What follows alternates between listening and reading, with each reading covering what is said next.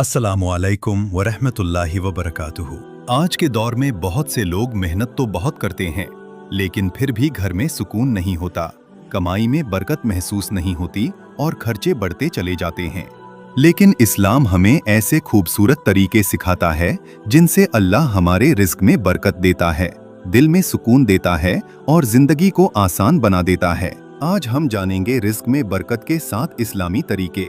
1. पांचों वक्त की नमाज। रिस्क में बरकत का सबसे पहला और सबसे अहम तरीका है पांचों वक्त की नमाज की पाबंदी।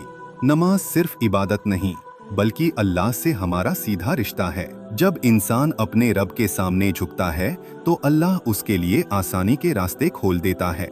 बहुत से लोग दुनियावी कामों में इतने मशगूल हो जाते हैं कि नमाज को पीछे छोड़ देते हैं। लेकिन याद रखिए, जो इंसान नमाज की हिफाजत करता है, अल्लाह उसकी हिफाजत करता है। फजर की नमाज खास तौर पर पूरे दिन की बरकत का जरिया बनती है। 2. इस्तिगफार। बार बार अस्तगफिरुल्लाह पढ़ना रिस्क में बरकत का बहुत बड़ा जरिया है। जब इंसान अपने गुनाहों की माफी मांगता है तो अल्लाह उसकी परेशानियों को आसान कर देता है और उसके लिए नए रास्ते पैदा कर देता है। कभी कभी हमारी जिंदगी की परेशानियां हमारे गुनाहों की वजह से भी होती हैं, इसलिए दिन में ज्यादा से ज्यादा इस्तिगफार पढ़ने की आदत बनाइए। चलते फिरते, काम करते हुए या खाली वक्त में अस्तगफिरुल्लाह पढ़ते रहिए। 3. वालिदैन की खिदमत। वालिदैन की खिदमत और उनकी दुआ इंसान की जिंदगी बदल सकती है। माँ बाप की खुशी में बहुत बड़ी बरकत छुपी होती है।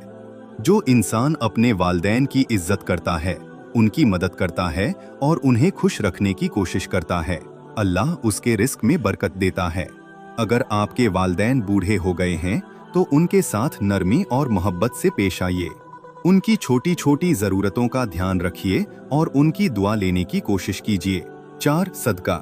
सदका करने से माल कम नहीं होता, बल्कि अल्लाह उसमें और ज्यादा बरकत देता है। जरूरी नहीं कि सदका सिर्फ पैसों से ही किया जाए। किसी भूखे को खाना खिलाना, किसी जरूरतमंद की मदद करना या किसी परेशान इंसान को मुस्कुराकर देखना भी सदका है। जब इंसान दूसरों की मदद करता है तो अल्लाह उसकी मदद करता है और उन्हें खुश रखने की कोशिश करता है। अल्लाह उसके रिज्क में बरकत देता है। 5. फजर के बाद दुआ। फजर की नमाज के बाद का समय बहुत बरकत वाला समय होता है। इस वक्त की गई दुआ इंसान के दिल को सुकून देती है और अल्लाह उसके रिज्क में बरकत देता है। फजर के बाद कुछ मिनट अल्लाह को याद कीजिए, दुआ कीजिए और अपने दिन की शुरुआत अच्छे इरादों के साथ कीजिए। सुबह जल्दी उठने से भी जिंदगी में अनुशासन और बरकत आती है। 6. हलाल कमाई।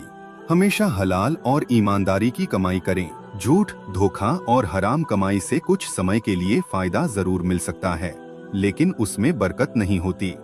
जो इंसान ईमानदारी से मेहनत करता है, अल्लाह उसकी कमाई में बरकत देता है और उसके दिल को सुकून देता है। कम कमाइए लेकिन हलाल कमाइए। 7. कुरान की तिलावत।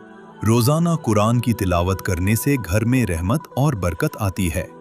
कुरान सिर्फ पढ़ने की किताब नहीं, बल्कि पूरी जिंदगी के लिए हिदायत है। अगर आप रोज थोड़ा सा भी कुरान पढ़ेंगे तो दिल को सुकून मिलेगा और घर का माहौल बेहतर होगा।